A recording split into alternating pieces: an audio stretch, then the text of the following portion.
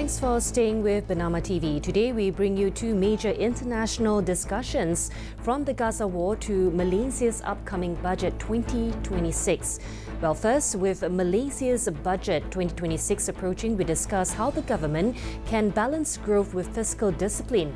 And joining us is Dr. Muhammad AFZANIZAM Abdul Rashid, Chief Economist at Bank Muamalat Malaysia Berhad. And later, as the Gaza war marks its second anniversary, we look at the state of the conflict and the evolving role of resistance movements with insights from Dr. SULTAN TAMIMI, British Palestinian academic and author. I'm Liz Ong. You're watching The World on Bernama TV.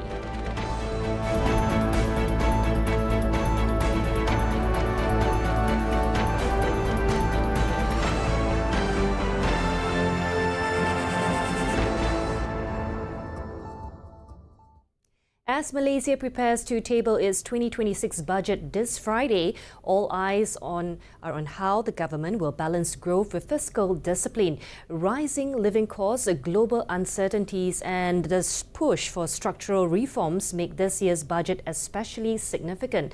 To help us understand where the economy stands today and what we might expect in the days ahead, we are joined by Dr. Muhammad AFZANIZAM Abdul Rashid, Chief Economist at Bank Muamalat Malaysia Berhad. Hello, Doctor. Thanks for doing this. Now, let's begin with this.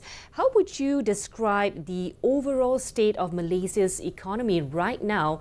Where are we strongest and where are the main vulnerabilities heading into budget 2026?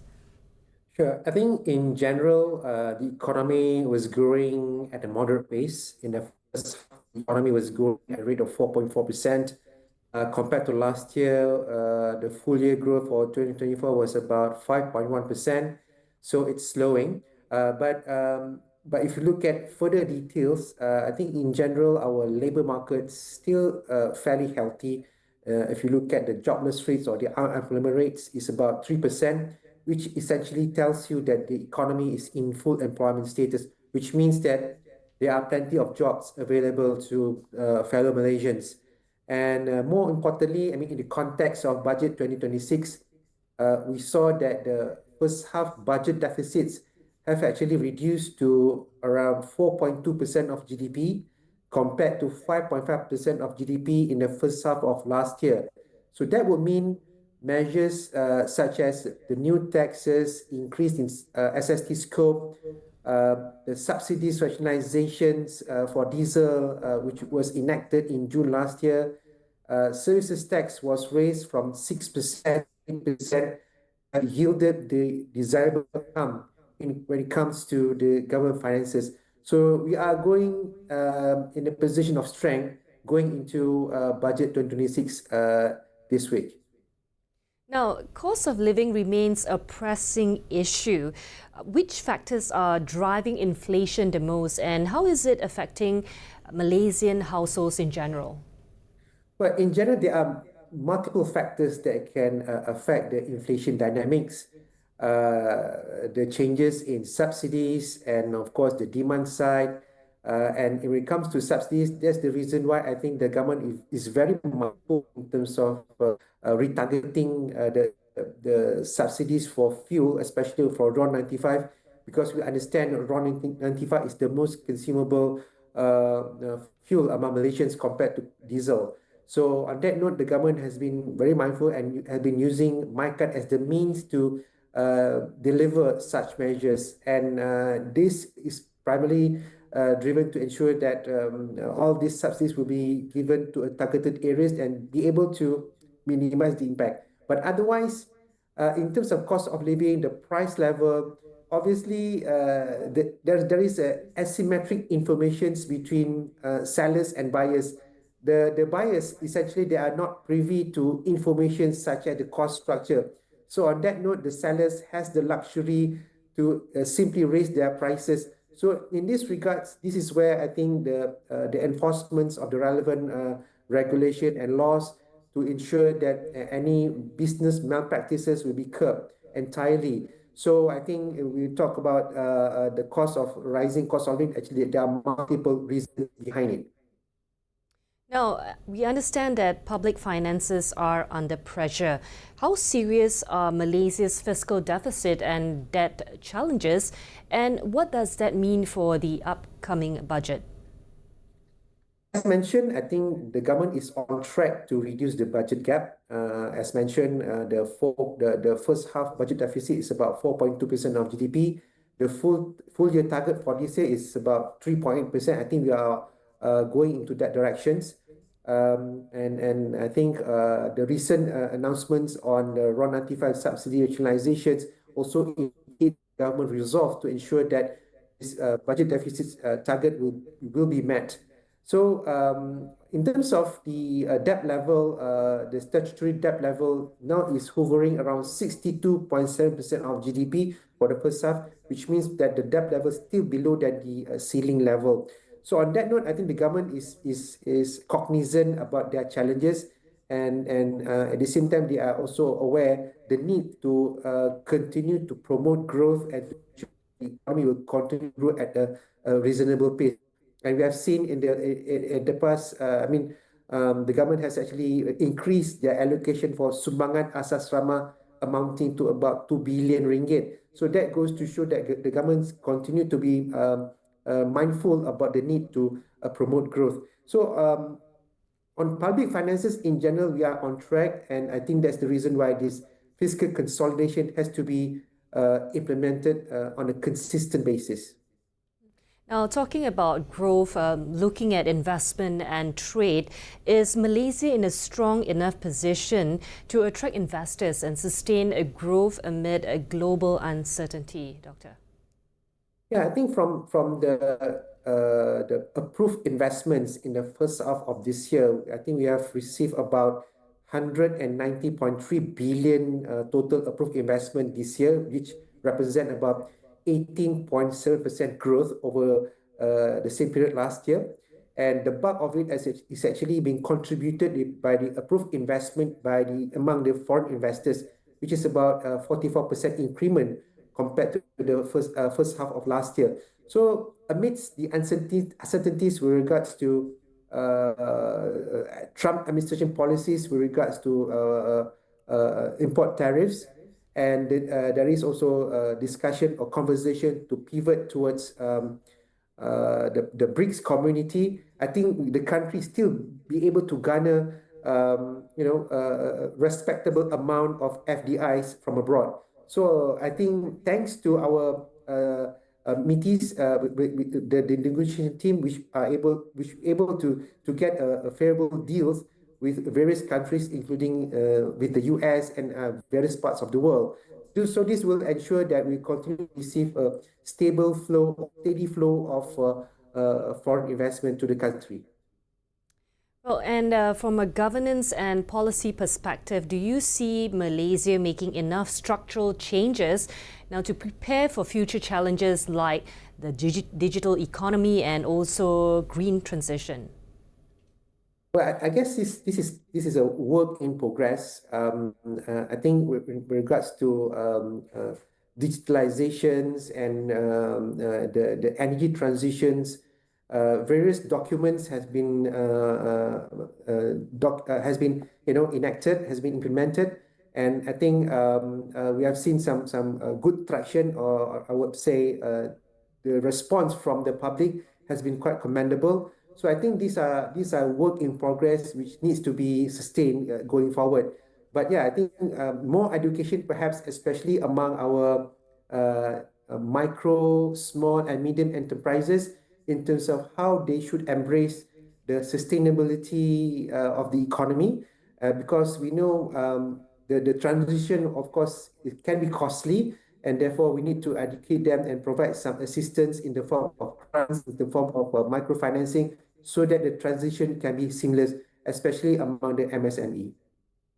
Now, finally, if you have to name one top priority for Budget 2026, what should it be to strengthen Malaysia's economy in both the short and long term?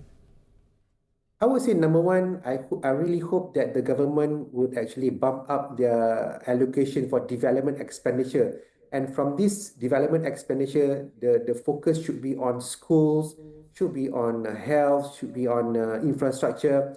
I mean, talking about infrastructure, this year we have seen calamities with regards to fatal accidents among our students involving the public transports, and it appears that the road conditions also somehow contributed to that calamities.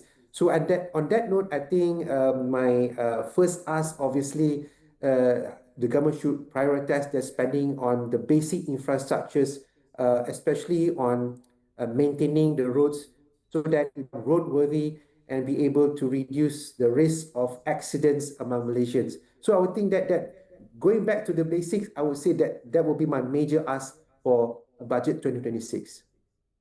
Well, thank you, Doctor. So much to talk about, but thanks for helping us make sense of where Malaysia's economy stands and what's at stake ahead of budget 2026. Thank you, Doctor.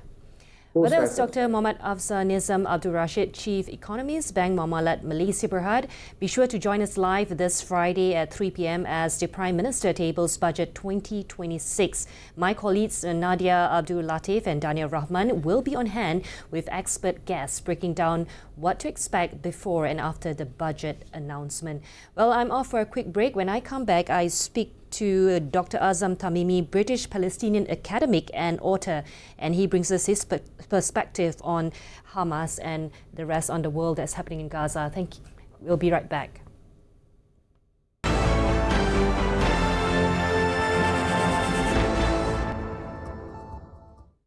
Welcome back. Today we mark the tragic second-year anniversary of the war in Gaza, a conflict that has resulted in catastrophic loss of life and displaced millions, yet remains dangerously unresolved. Despite overwhelming international pressure and the prospect of famine, Israel's state goal of total elimination remains unfulfilled, and a new US-brokered ceasefire plan has just hit a wall of counter-demands from Hamas. As diplomats meet in Egypt for another attempt at a breakthrough, the fundamental questions of survival, ceasefire terms, and who governs Gaza are more urgent than ever. Joining us now to discuss the view from the Palestinian political resistance is Dr. AZZAM TAMIMI, British Palestinian academic and author. Dr. AZZAM is one of the world's leading experts of Hamas. Now, Doctor, thank you for being with us. 2 years, Doctor, in why has Israel failed to eliminate Hamas, and how has the movement's command structure managed to survive and adapt? Well, thank you very much for hosting me. The reason Hamas has been able to withstand all this the Israeli genocide really is because of two factors, in my opinion. The first is that Hamas is a grassroots movement. It's not an elitist movement. And it's the grassroots, or the people in Palestine who produce that leadership. We've seen assassinations, we've seen exterminations over the past 30 or so years, and that never weakened Hamas or undermined it. The second reason is that Hamas is not a cult. Hamas is not associated with a certain personality, like the Fatah movement was associated with Yasser Arafat, for instance. This movement is based on an idea, and the idea really is very simple. As a Muslim, I have a duty in this life. I have a mission, and my mission is to stand for justice and resist oppression. And the Israeli occupation of Palestine is an imperialist, colonial, settler, oppressive project. And it's the duty of a Muslim to engage in the struggle until Palestine is liberated. And the idea doesn't die. You can kill the leaders, you can kill as many members as you wish, but there will always be another generation that is willing to carry the idea and move forward. Now, the latest ceasefire plans demands Hamas disarm. What is the one non-negotiable red line for Hamas, and what is the absolute requirement for a permanent ceasefire? Well, of course, the Israelis and their sponsors in the West would love to see Hamas disarmed, because then they can easily be slaughtered. And that's why this is the one most important red line. I think the Hamas leadership has been very clear about this. They said they'd only lay down their arms once there is a national independent Palestinian Authority to rule Palestine. So long as that is not there, and so long as the Israeli occupation continues, the Palestinians have every right to arm themselves and to resist occupation. And moving to the day after, who must govern Gaza after the war? What are the political terms for Hamas to join a unified Palestinian leadership with the Palestinian Authority? Well, it's the Palestinians who should rule themselves. And the idea that a foreign commission led by a war criminal like Tony Blair should rule the Palestinians, this is an imperialist idea that is rejected by the Palestinians, and it should be rejected by every dignified human being. You see, the problem in Palestine is that Hamas has always wanted to be part of a pan-national Palestinian governing coalition. But unfortunately, the Palestinian Authority, which was created by Oslo and which collaborates with the Israelis, which is more in line with the Western opinion regarding Palestine, has continuously rejected this. But once Hamas and Islamic Jihad and the other factions come together and work within one framework, the Palestinians are more than capable of ruling themselves. By the way, the Palestinians among the Arabs are the most literate, the most highly educated, and therefore they are the most capable of ruling themselves. Exactly. And the West Bank is now under threat of annexation. How does the war in Gaza connect directly to the struggle and resistance happening in the West Bank? In the minds of the resistance, there is no difference between the West Bank and Gaza. There is no difference between any one part and the other in the whole of Palestine. And that's why they called their offensive on the 7th of October 2 years ago, they called it the Al-Aqsa flood, because Al-Aqsa was threatened and continues to be threatened by Jewish settlers. And therefore, what happens in the West Bank is definitely on the minds of the resistance. But of course, now Gaza itself is in a dire situation. It's been destroyed. Its people have been displaced. And that's why the focus is mostly on Gaza. But the persecution of the Palestinians across the West Bank has never really ceased. And we all know that many nations now recognize Palestine. How important is this diplomatic wave that we're seeing happening right now, and what practical step is needed now to translate this recognition into real leverage? Well, recognizing a Palestinian state is really just a symbolic thing. It hasn't produced anything. Nothing has resulted out of it. And by the way, the problem in Palestine is not the lack of Palestinian statehood. It's Zionist occupation. And the Palestinians want to rid themselves of this occupation. I mean, what's the point of having an entity like the Palestinian Authority in Ramallah that is under the full control of the Zionists? The Palestinians first need to be free. They need to be independent. And then they will look into the question of statehood and governance. Now, Doctor, finally, has the U.S. permanently lost its role as an honest broker after 2 years of this war? And what long-term global power shift is this conflict creating in the future? Well, the United States of America has never been an honest broker. It has always been on the side of the Israelis, providing them with financial, military, diplomatic, and political support and clout. The Americans are part of this genocide. They are active participants in this genocide. Look how many times we were on the verge of reaching an agreement, and then the Israelis rejected it, and the Trump administration sided by them. America is not in a position to broker peace. And I think the world is changing now, and many people around the world are realizing this. And this is very reminiscent to the late 60s when things started changing for the Vietnamese people. And I hope that the change that we are seeing around the world, especially vis-a-vis how people see America and its role, will pave the way for the liberation of Palestine. Thank you, Dr. AZZAM, for sharing your perspectives, and we do hope there will be a resolution soon. Thank you. Now, we'll continue Bernama World with this update from Greece.